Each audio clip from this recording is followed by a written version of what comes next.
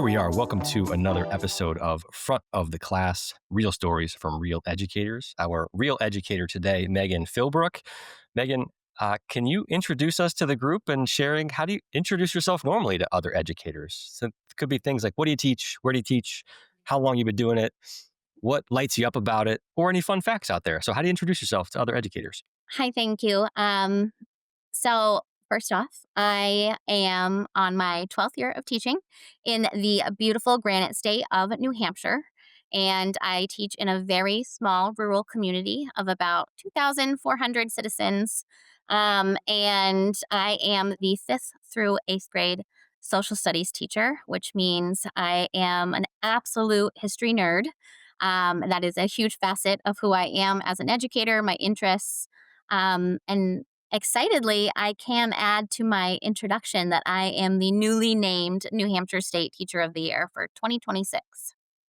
Yes, Yes, congratulations on thank that. you. And can you share a little bit about how did that come about? Like nomination process, things you had to submit. Like were you like, oh It's been my a gosh, long year. Yeah. oh my gosh, I don't deserve to be here. Oh my gosh, I do. Here's all the things I can brag about. Can you just I share a little bit have of the the whirlwind story of that? wildest I have the wildest imposter syndrome. I still wake up and I'm like, "Me?" But it has been a long year of distinguishing myself. I got an email early on in 2025 that I had been nominated for this award, through the New Hampshire Department of Education that hosts this selection and this search. And then through kind of some inquiry, I did discover it was two of my eighth grade students from last year who are now in high school. One has even since moved out of the state and is living life on the Western United States now. Couldn't have gone farther from me, but they nominated me. I don't know what possessed them to type in Google search New Hampshire Teaching Award or whatever they had searched, but they found it. And it is so special and so meaningful, but that started a lengthy task of applying, sending in teaching materials, sending in evidence of my work, answering a lot of essay questions about my pedagogical beliefs, my practice, and there was many different rounds and phases of that. So there was over 100 nominated. And then in that first round, we got to about 30, I think, maybe 35. And that was kind of a meet and greet round, a lot of rapid fire questions. We did a short mini lesson for the selection committee, which is made up of members of the New Hampshire Department of Education and other business leaders in New Hampshire. Governor's husband was there. He's also a teacher himself. And then we moved down to a semifinalist speech round of, can you be in front of an audience? Can you speak eloquently? Do you have really what it takes to be the face of teachers in our state? And then that finalist round, the top three, we had some really beautiful school visits. And that got us to October, where they're announcing that it's me. And congratulations again. And can you share maybe a little bit along the way of, what potentially did those eighth graders who nominated you like? Why? What did they love about your style? You Like know, your I approach? What are they I can learning from you? Like, what can you share a little bit about why, especially as you've gone sure. through all those processes of like, what have other people appreciated about your approach in the classroom that has allowed you to continue down the steps and ultimately win that award? Sure. So I am a looping educator, which means that I teach multi-age level children and I have them longer than a semester, longer than a trimester, longer than a year. I teach my students for 4 years straight. Fifth through eighth graders, I am the only social studies teacher in my building. And that means that I know my students and they know me extremely well. And you have to be extremely careful with the relationships with your students and how you draw them in and engage them in learning. Because if in fifth grade they decide they do not like you, it's going to be a long 4 years. Yeah. So, a huge facet of my personality is my nurturing experiences, and how I facilitate making sure that my students feel like they have ownership in my classroom and they are heard in my classroom so that by the time they get to eighth graders, I have earned their trust. And a part of drawing them in, and my beliefs is that active learning is the key to success. I want my students to be up and moving around the classroom. I want them to be doing something, making something, reenacting something, especially in social studies when we look at history. And it's very, very active because learning is a verb and it requires a lot of action to do it correctly. Well, let's dig right into that then. Yeah, What are some of your favorite, maybe for you or the kids' favorite, like active learning techniques, days, reenactments? Are there specific things on the calendar that you look forward to every single year? Like how do you bring that to life? Right? It's one thing to say, sure. "Hey, teachers out there, you should engage in active learning techniques." Yeah. I might be wondering, well, like, what does that mean? Like, what's an example? Like, can you share a couple examples that have been very well received by your students? So my students love my simulations. That is definitely my claim to fame. That's if I a teacher asks me to share a resource, I'm going to send you one of my simulations where my students are portraying a historical character, a historical figure, and they have a task to complete throughout my lesson that day. So a good example, one that I love, my students don't always love, is the stock market crash where they are borrowing money from the Bank of Philbrook and they know that they've got to pay it back. And we go over what a stock is, and they can buy stocks in my classroom. And they have no idea that after rounds and rounds of trading, is that that stock is going to become worthless and they will not be able to pay me back. By the end of class, they are shouting. They are so upset. I start talking about things like collateral, and it opens up my US economics unit. And they are just absolutely flabbergasted by it. They leave classroom, they don't know what happened. And it is it's an emotional activity. It really plays on their ability to communicate, to effectively follow directions, to be a little creative.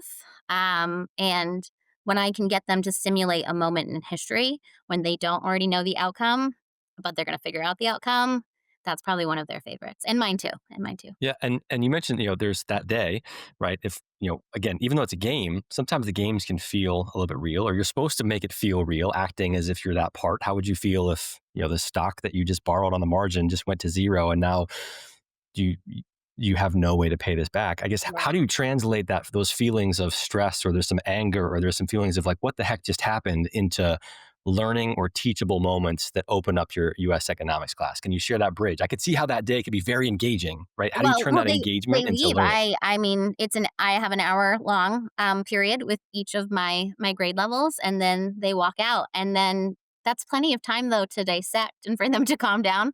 So the next day, we gotta answer and we gotta figure out why that happened, and we gotta talk about consequences, and that often leads to some really valuable discussions where and all of our discussions have to be solutions-based. They're coming up with some ideas and some goals of how it can be fixed. We just did a simulation on the Articles of Confederation. Same thing. It's America's first attempt at building its brand new government, and it's a horrible failure. And I give them, real world things that the colonies or the newly formed states had to figure out as a brand new country. And by the end of class, they've got nothing solved either. So then I introduce, obviously, the US Constitution, and we work through that. Um, but it's definitely getting them that emotion piece definitely draws them in and makes them really active learners and also just good humans.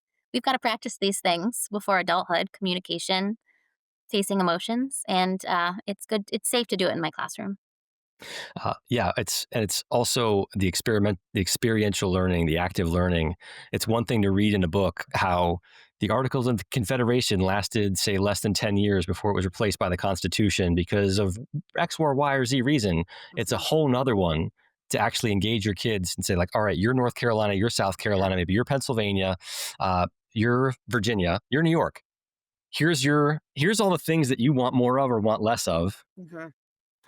How do you structure when one crop goes from one state to another? Is it tax? What if one state wants to Yeah. tax the other state? Like, how do you Well, structure this? How do you that raise was money? one Like of you, yeah, yeah, go that ahead. was one of the problems is that interstate. I mean, they one kid was like, "United States wasn't even united." And that's great to see them go through those historical realizations.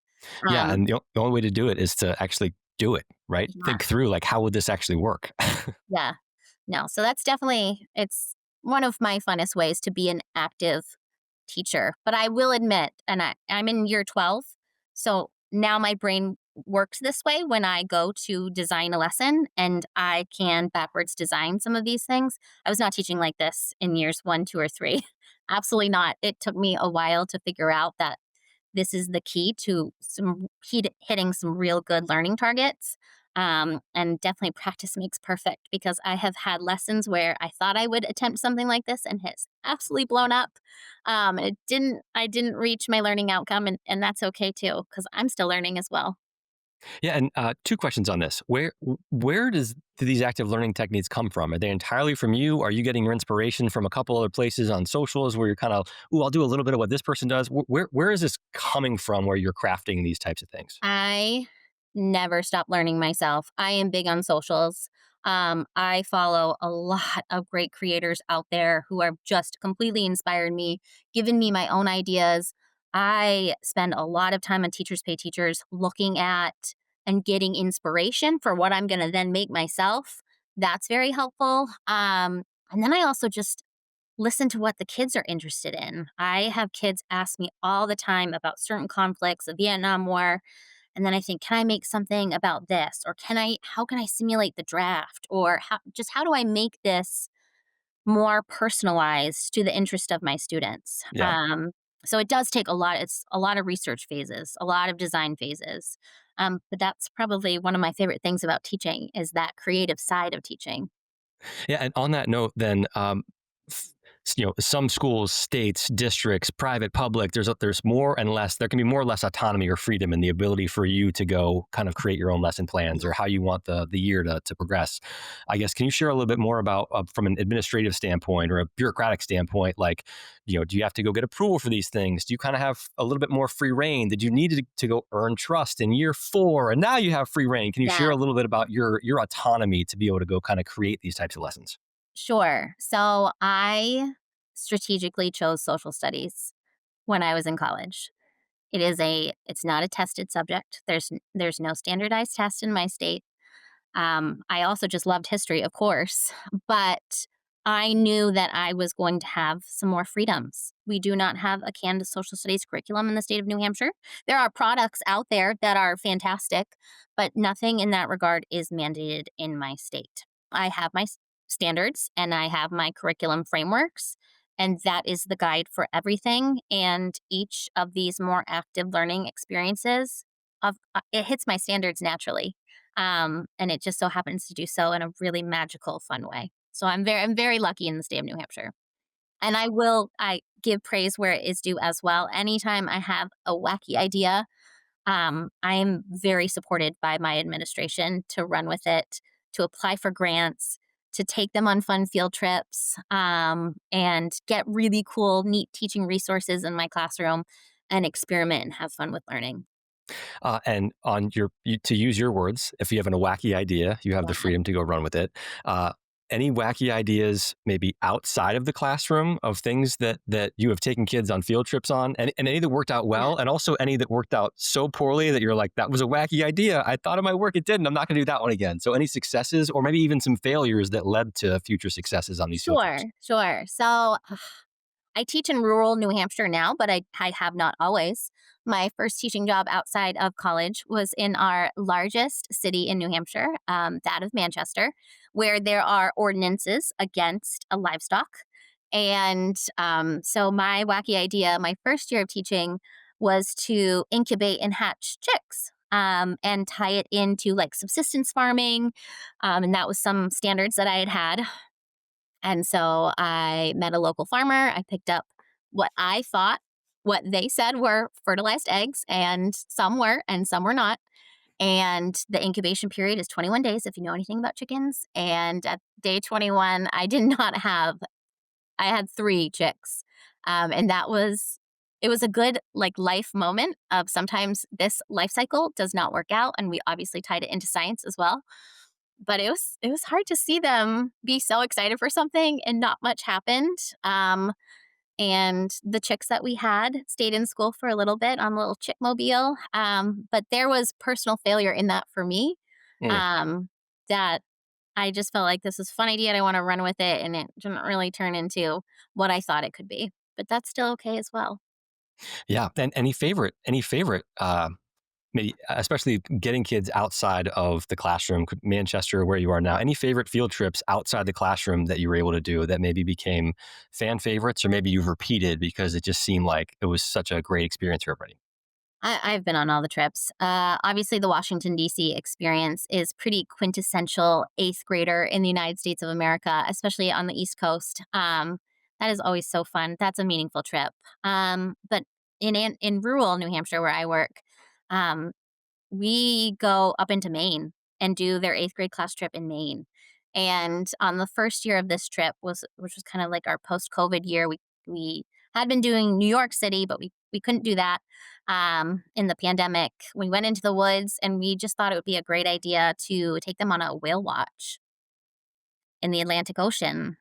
And our kids do not have sea legs, and we learned the hard way that their stomachs um, did not fare well. And most, I think we lost 19 out of 24, 25 kids got sick. Our school Oh, principal was the first to fall.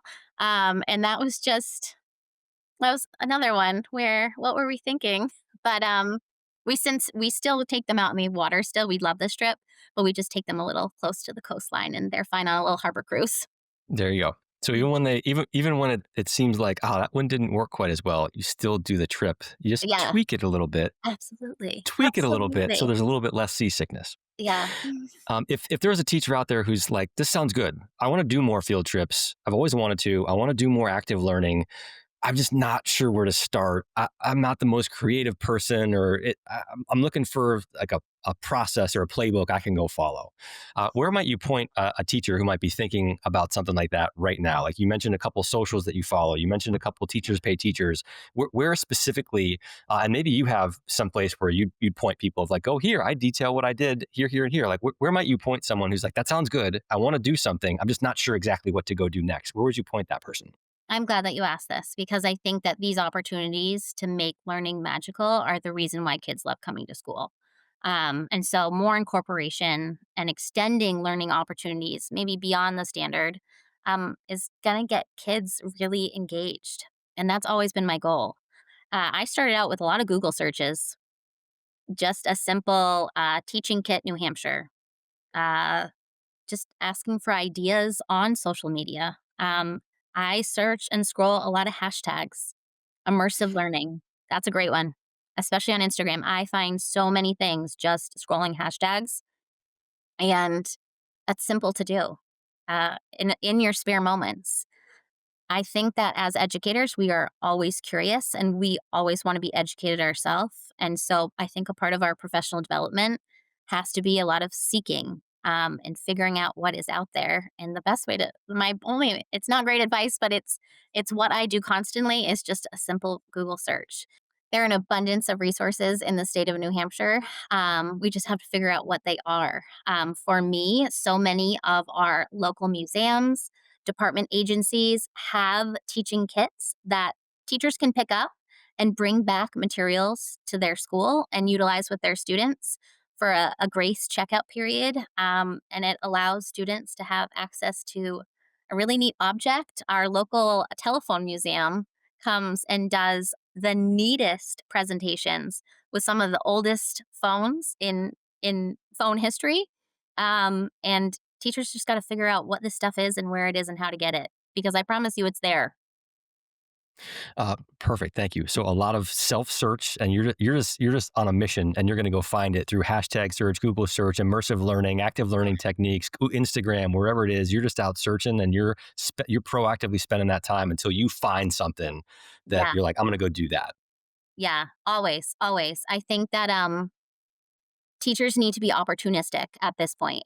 It's 2025. All teachers need to be extremely opportunistic to try and find really neat opportunities for their students that engage and create situations where they can connect their students to maybe something that they have no clue about. And before we get into more some stories looking into your career and some more specific quick Okay. hitter questions, I'd love to on this experimental learning, active learning, these things that you've created. what is an example of something that is one of your favorite lessons to teach? And it could be in fifth grade, eighth grade, it could span any of the years. What's one of your favorite things that when that week comes up, you just get like, yes, I get to teach this again. I'm so proud of this lesson. This is something I know I do really well. Like, what's something like that what lights you up? What's a topic that you love teaching every single year and why? I'm looking at my curriculum map right now. And my next unit for sixth grade is one of my favorites. It's ancient China. Sixth grade is ancient civilizations. And I love the misconceptions that a lot of students have about other continents. And I love playing off of that unawareness. And one of the things that we actively study is that the Great Wall of China. The reality is that the Great Wall is a Western named structure. The Long Wall, as they call it, did not keep out foreign invasion. It was very scarcely constructed in some areas. People believe sometimes you can see it from space. They believe it entirely surrounds this country or this empire, and all of that is factually not true. So I really love debunking some of those myths. And getting my students to see different perspectives about the construction of the wall, whether it be the laborer, whether it be the planner, whether it be the emperor. That's definitely what I'm looking forward to next week. All right. Well, now after 12 years in teaching, I'd love to transition to just maybe some of your favorite stories, interesting stories, et cetera, as you look back on 12 years in the education world. So, first thing I'd love to hear, and maybe it's what's been announced is you're the teacher of the year. But Yeah. any proudest moments stick out to you after 12 years in education? And it could be again your latest accolades, or maybe something a student did, one class did, one group that you had for 4 years was able to accomplish after all that, whatever it may be. Like what if any proudest moments really stand out to you after more than a decade in this profession?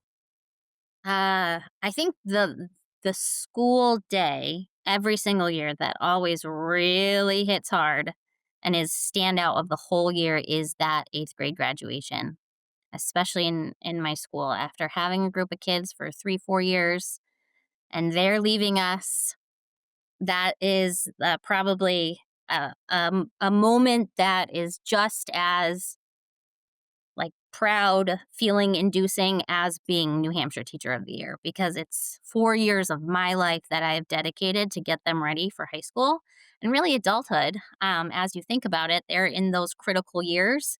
Um, and when after 4 years, you've gotten them ready, you've gotten them through some pretty hard developmental years, emotional years. And that is always a stick out day. I think in terms of student success, I think when you watch a student maybe step outside their comfort zone, and I can give an example and see them shine in that way, um, that's also something that I look at in my career and I'm excessively proud about. A good example was last year. I had a very high achieving student in the eighth grade who needed more.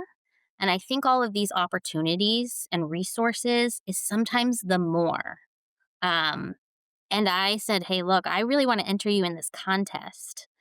And she was like, "What is the contest?" And it was an oration competition on speaking about, the US Constitution through the American Legion.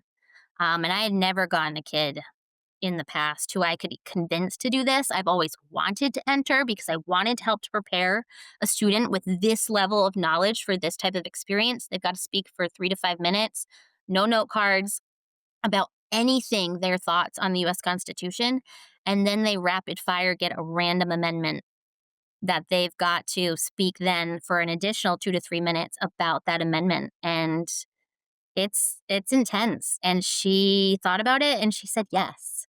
And she ended up winning at the district level, and going up against students from a school that is pretty notorious for being really high achieving kids. So I was proud about that.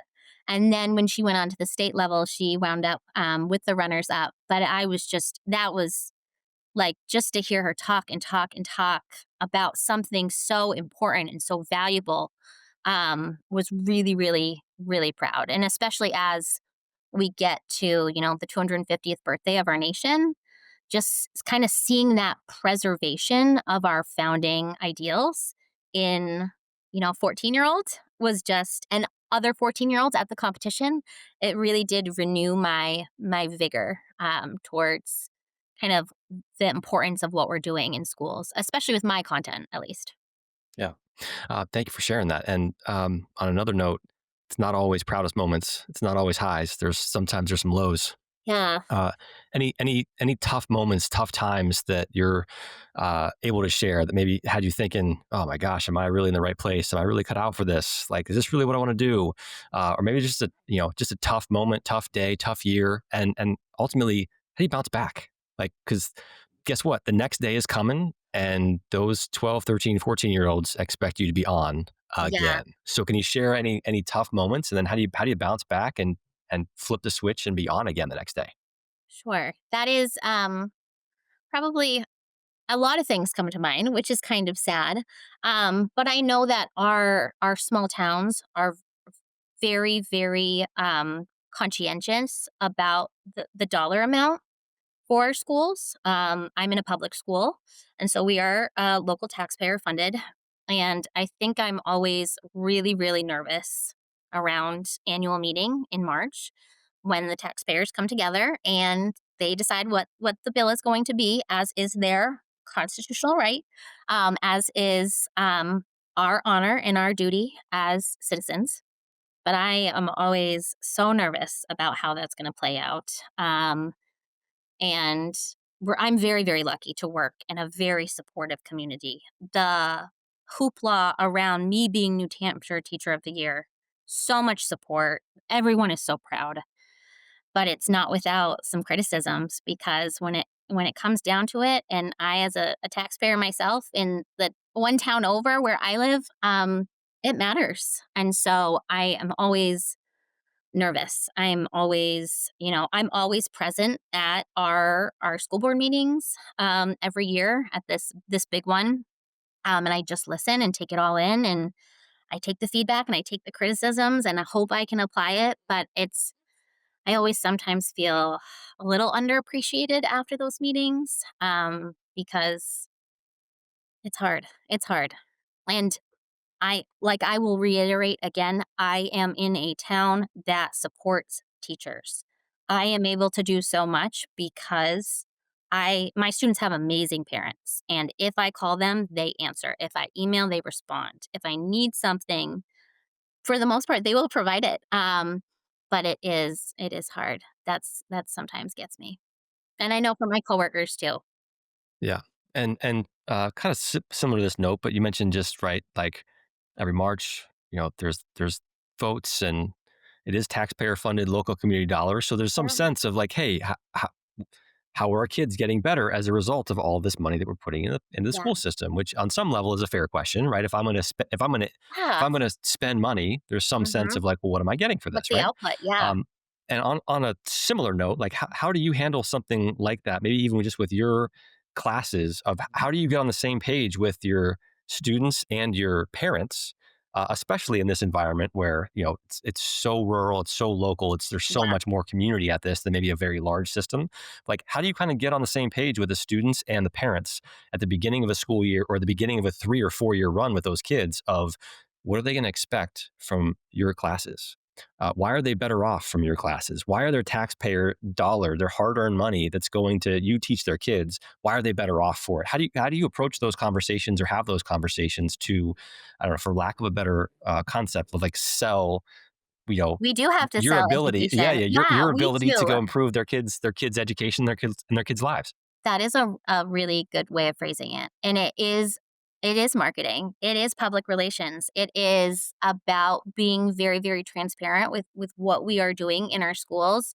My school does have social media. We have a school Facebook, we have a school Instagram, and the best way to show on a day-to-day basis what it goes towards is through those photographs, through our we just had a Veterans Day assembly. It was beautiful. It was really well attended by our local veterans and by some parents as well, making sure that we are doing community activities so they can come in and they can see. We have grandparents Thanksgiving that we are hosting very soon. Bring your grandparent, have a lovely lunch at our school, and be a part of our community. Our school is a hub of activity for sporting events, and making sure that our doors are always open in that way. I will say personally, a lot of what I do, I get funding for myself.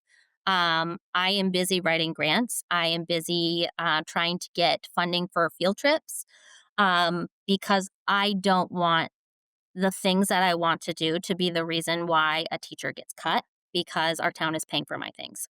So, a part of my active teaching is being very financially and fiscally conscientious.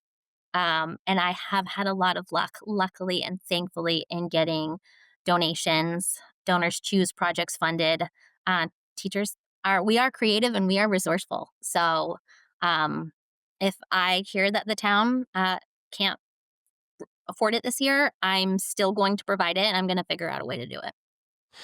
And would you mind sharing, if you'd be willing, any Right. sense of over the last 5 years or whatever time frame you pick, on average per year, right? Like, how much are you able to go get from grants or from donations to be able to fund some of these field trips? If the Yeah. school is unable to do what you hope that they could do, like just on average, like what's that? What is that? What might that look like in a typical year? Um, I mean, if I could ballpark it and be frank, it's probably thousands. And my coworkers are definitely involved in fundraising as well. If I mean, kids are asking right now, they want to dance. Well, we're going to charge admission. Yeah. And we obviously volunteer. We do not get paid to chaperone dances, but we're going to come with the candy and the snacks, and we're going to sell you a bag of chips for $1. And that is going to pay for our virtual reality headsets, and we're going to do immersive learning. So it's always rolled back into the school somehow. And there's so many creative ways for schools to come up with some coin to make these things possible. But I'm sure certainly some people maybe see kind of some of what is shared and posted on our school social media and think they paid for that. But no, we always find a way. Yep. And one final question on this point, and it goes back to something you said earlier about, you very specifically and intentionally chose social studies because it was going to allow you a little bit more freedom, because Yeah, it was going to allow you a little bit more room to run and do some of these things without yeah, necessarily some adherence to some very specific math score, reading score, whatever it may be. yeah, You chose this for a reason. Now that can create a lot of freedom and a lot of fun and a lot of yeah, these great experiential learnings that you're doing. It can also create some sense of ambiguity of like, well, what are the kids really getting out of this? Because it's harder to measure. So, in sure, some sense, how at the end of a 4 year run that you have with some of these kids from fifth to eighth grade, how do you specifically with your social studies program kind of sell to the parents like, here's what we got out of this. We succeeded. That your kids learned this, or this. Like here, on what way do you kind of judge and help sell to them thank you. Yeah, why they got what you were hoping to get and what they should have gotten and then some out of your 4 year program? yeah. Um, Sure. Quantifying our learning is exceptionally important. And while I do not teach math or reading and writing, I am extremely data informed, and I am very aware of my students' test scores and actively work to try to hit some of those needs in social studies class. You cannot do social studies or learn any of my content without reading and writing. And there is a lot of math and history as well. Um, and so I don't want anyone to listen and think that I am not doing these things. I think hitting your standards and being conscientious of test scores is the bare minimum. All teachers, even the gym teacher, even the art teacher, is responsible for these things. We are civil servants, and again, this is the bare minimum. But for in terms of content, how I measure as I do my own assessments, of course. Um, we have a unit quiz coming up in sixth grade tomorrow and another one in eighth grade as well. American Revolution. I hope they're at home studying. But that data is going to go home. We have open communication with parents. They can sign on to their students' gradebook 24/7. And so it's really easy to see. I do a lot digitally. So a student is going to take their assessment for what they learned that unit on the computer, and their correct and incorrect scores are going to go home to families, and it's very obvious that way. I will say our school is a rural K 8 school, and they go up to a high school a little far away. Um, and the feedback that I receive from teachers down there is they know which students were mine.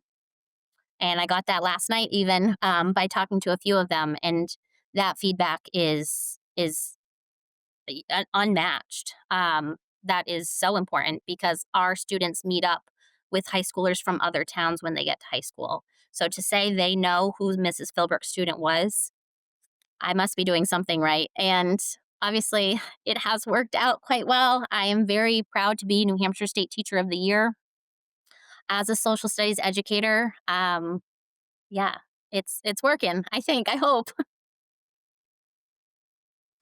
Yeah, I can't imagine a higher compliment than the kids, teachers in ninth grade saying, I know who came to us who was taught by Yeah. you versus who was not taught by you. That's about as tall of a compliment as I can imagine you could get.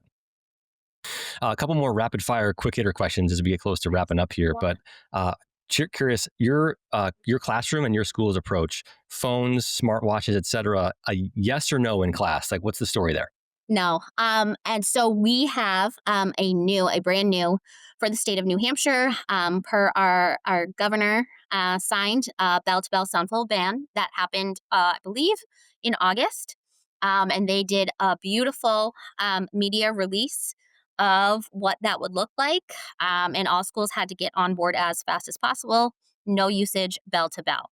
My school had to change nothing because that was already our policy, and it is one of our biggest strengths as a school is that my students are unplugged, and while teachers are teaching, that is the same expectation. Because they grew up with this K-8, it has never been something that's been difficult to enforce. Um, they are one to one with Chromebooks, so our internet usage is fine. They are very digitally literate. I just said we use virtual reality headsets. They're very tech savvy, but not on their phone in school. And I do believe it is one of the reasons why we have a smaller amount of difficult behaviors to deal with in school. Hearing about what some of my colleagues in other districts have been going through as students have to unplug and transition to this there's been some scary stories. It has been covered on our local newspaper a lot. The Concord Monitor has done several articles. But you know what they have said, and when I read those articles, is that kids appreciate it, that they knew that someone had to make them do this because they couldn't do it themselves. And so that ultimately they are appreciative of the change, even though it's been a hard transition. And what is your favorite thing about the education profession? What's your number one favorite aspect of this? I think obviously my students are amazing. I think any teacher who doesn't say like right away that it's the kids, I would question. My students are amazing. I have the very best students. And I say that every year, but it is true. They are such wonderful human beings, and I know that we are doing something very, very right in the community that I live in. There is a culture of service to others and unselfishness where I live, and it is reflected in the kids. They obviously do have their moments because they are middle schoolers and they are figuring themselves out. But for the most part, I know that my kids are going to be very, very helpful adults. And what is the single toughest thing about this profession? Or if you had a magic wand, it could point that magic wand and solve one thing overnight. Where would you point that wand? I hate seating charts. I will admit, I'm just being honest. I hate doing a seating chart because I just admit it, I love my students so much. They're amazing humans. But in middle school, especially, we always say my teammates, the math teacher, the writing teacher, the science teacher, on any given day, it's hard to track who's their friend versus who's not their friend. The chatty kid who will chat to whomever you put them near. If I could wave my magic wand, it would be for the perfect seating chart um, to arise. And I even Uh, say that as someone who is an active teacher, and there's a lot of movement in my classroom, but we still start in the assigned seat. So it is always something I'm working on. and if there was one thing that you wish folks who do not work in the education profession knew about what it's like to work in this field, what would you wish you could convey to the public at large who maybe has never worked in education before? One thing to convey, just one. Or two, if it has to be two quick ones. Um, I think I would just want them to know how hard we work. And I think the hours that I put in, and I think it is hard to really give an amount as a salaried professional, um, and a salaried professional across any field, because I have dabbled in other things over the summers. But it's time intensive. It is really time intensive. So I know sometimes I get a parent email like, "My child made this up. Can you grade it?" That's a You're asking me to donate a lot of hours when you send that email at 7 o'clock at night. And so I think the time constraint. We do a lot of volunteering, and it is always with a purpose. And my students get so much out of. I wouldn't be able to do my job if I didn't work after 3 p.m., which is my contracted time to leave. But I think in general that may be something that is not understood. Mm. And any your approach to your masters? Can you share a little bit about kind of your approach to it? How'd you go about it, and maybe what would you recommend to others who are on the fence, thinking about their masters, of when to do it, why to do it? How'd you approach it, and what would you recommend to others?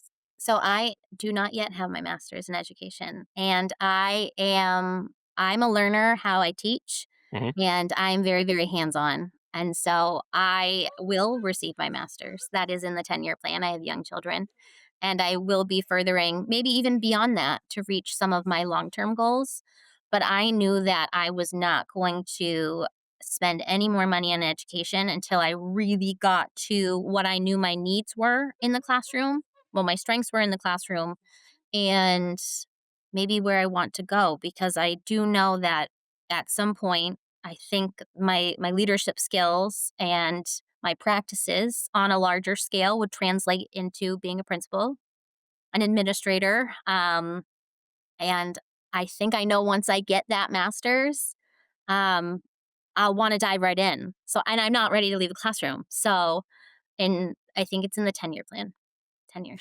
And anything that you were hoping we were going to chat about today, but maybe we just hasn't come up yet, that you want to share as final words of wisdom, or anything that maybe you already did share, but it's just so darn important you want to say it one more time. So any new or repeated final words of wisdom?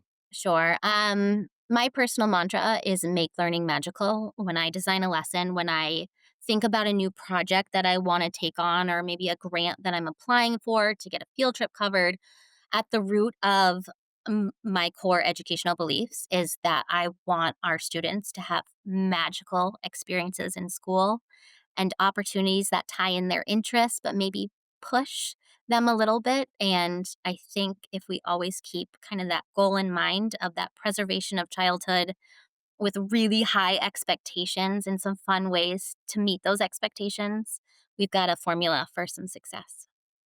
Well, thank you so much, Yeah. Megan Philbrook. Real stories from a real educator. Congratulations again on your New Hampshire 2026 Teacher of the Year award, and thank you so much for sharing your live immersive learning stories of what you have done. Some of that work well, some that maybe didn't work so well, but you tried it again, tweak it Yeah. anyway, because that's part of the journey. Is you just got to try stuff, see what works, and keep tweaking.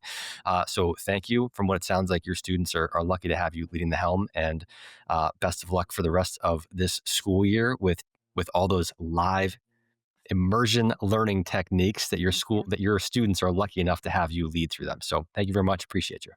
Thank you so much.